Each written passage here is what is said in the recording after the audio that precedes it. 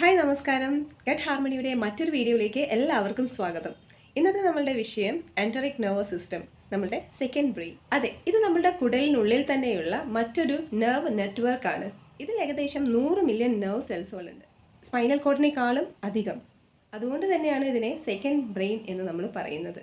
അതുകൊണ്ട് തന്നെ ഇതിൻ്റെ ടെറിട്ടറി കൺട്രോൾ ചെയ്യാൻ ഇതിന് വേറെ ഒരാളുടെയും സഹായം വേണ്ട. ഈ എൻറ്ററിക് നെർവസ് സിസ്റ്റത്തിൻ്റെ ഫങ്ഷൻസ് അല്ലെങ്കിൽ ഇതിൻ്റെ പ്രവർത്തനം മനസ്സിലാക്കാൻ നമുക്ക് ഒരു സിനിമ ഡയറക്ടറോടോ അല്ലെങ്കിൽ നമുക്കൊരു മ്യൂസിക് കണ്ടക്ടറിനോടോ താരതമ്യം ചെയ്തു നോക്കാം. ഒരു ഡയറക്ടർ ഇല്ലാതെ നമുക്ക് സിനിമ പിടിക്കാൻ പറ്റുമോ? അതായത് എല്ലാം സിസ്റ്റമാറ്റിക് ആക്കി വെക്കാൻ നമുക്കൊരാൾ വേണം.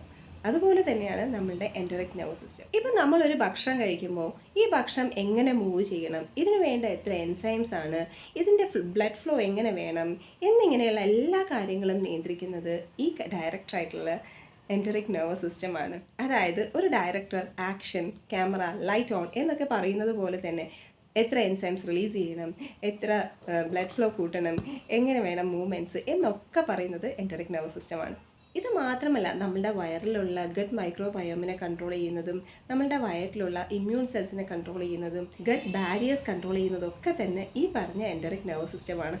എന്ന് വെച്ച് എൻറ്ററിക് നെർവസ് സിസ്റ്റം വളരെ ഒറ്റപ്പെട്ട് ജീവിക്കുകയല്ല, നമ്മുടെ ബ്രെയിനിൻ്റെ ചെറിയ ചെറിയ സപ്പോർട്ടും അതേപോലെ നമ്മുടെ സ്പൈനൽ കോഡിൻ്റെ ചെറിയ സപ്പോർട്ടും ഒക്കെ കിട്ടുന്നുണ്ട്. അതായത് നമുക്കിപ്പോൾ നല്ല സ്ട്രെസ്സ് വരുന്ന സമയത്ത് വാഗസ് നെർവ്സിൻ്റെ സഹായം ഈ എൻറ്ററിക് നെർവസ് സിസ്റ്റത്തിന് കിട്ടുന്നുണ്ട്. അതേപോലെ നമ്മൾ സ്പൈനൽ കോഡിൽ നിന്ന് സിമ്പത്താറ്റിക് നെർവസ് സിസ്റ്റത്തിൻ്റെ സഹായം കിട്ടുന്നുണ്ട്. ഈ കട്ട് ആക്ഷൻ എന്നൊക്കെ പറയാൻ ഇത് രണ്ടും നമ്മളെ സഹായിക്കുന്നുണ്ട്. ഇത്രയും സ്ട്രോങ് ആയിട്ടുള്ള നമ്മളുടെ ഡയറക്ടറിനെ വീക്ക് ആക്കാൻ ഒരാൾക്കേ സാധിക്കുള്ളൂ. ആർക്കാണെന്നറിയോ? അത് നമുക്ക് മാത്രം.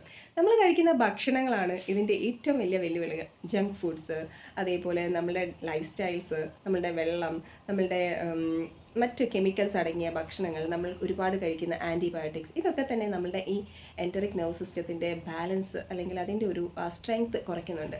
ഇത് കൂടാതെ നമ്മളുടെ കുറച്ച് അഡിക്ഷൻസും, ആൽക്കഹോൾ, സ്മോക്കിംഗ്, മറ്റ് ഡ്രഗ്സൊക്കെ തന്നെ ഇതിൻ്റെ നോർമൽ ഫങ്ഷനെ ബാധിക്കുന്നുണ്ട്. ഡയറക്ടർ പൊട്ടായി കഴിഞ്ഞാൽ പിന്നെ സിനിമയുടെ കാര്യം പിന്നെ പറയണ്ടല്ലോ. നമുക്ക് വരുന്ന ഗ്യാസ്ട്രൈറ്റിസ്, ബ്ലോട്ടിംഗ്, ഗ്യാസ് ട്രബിൾസ്, അല്ലെങ്കിൽ കോൺസ്റ്റിപ്പേഷൻസ്, ഡയേറിയ, ഇറിറ്റബിൾ ബവൽ സിൻഡ്രോംസ്, ഇങ്ങനെ വരുന്ന വയറിൻ്റെ എല്ലാ പ്രശ്നത്തിൻ്റെയും കാരണം ഇത് തന്നെയാണ്. അങ്ങനെയാണെങ്കിൽ ഈ ഡയറക്ടറിനെ സ്ട്രെങ്തൻ ചെയ്യാൻ നമ്മൾ എന്താ ചെയ്യേണ്ടത്? നല്ല ലൈഫ് സ്റ്റൈൽ ശീലിക്കുക, നല്ല ഭക്ഷണം ശീലിക്കുക, നല്ല വെള്ളം കുടിക്കുക, സ്ട്രെസ്സ് കുറയ്ക്കുക, എക്സസൈസ് ചെയ്യുക ആൻഡ് യോഗ പ്രാക്ടീസ് ചെയ്യുക എന്നിങ്ങനെയുള്ള ഒരു നല്ല ദിനചര്യ തന്നെ ജീവിതത്തിൽ കൊണ്ടുവരിക. ഒരു എക്സ്ട്രാ ക്രൂ സപ്പോർട്ട് ഡയറക്ടറിന് കിട്ടുന്ന പോലെ നമ്മളും നമ്മളുടെ എൻറ്ററിക് നെർവസ് സിസ്റ്റത്തിനെ സപ്പോർട്ട് ചെയ്യുക. Stay happy, stay healthy and stay harmonious. Share this information to everyone and thank U.